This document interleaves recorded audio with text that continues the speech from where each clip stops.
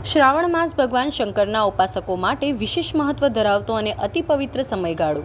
જ્યારે વરસાદ વચ્ચે શિવભક્તો ભોળાનાથના દર્શન માટે શિવાલયોની તરફ દોડી પડે છે, ત્યારે જાણે આખું બ્રહ્માંડ હર હર મહાદેવના નાદથી ગુંજી ઉઠે છે। દેવાધિદેવ મહાદેવ જે ક્ષમાશીલ, કરુણામય અને સૌમ્ય સ્વરૂપે ભૂમિ પર વિરાજે છે, તેમના આ પર્વમાં ભક્તો વિવિધ રૂપે આરાધનામાં તલ્લીન થાય છે।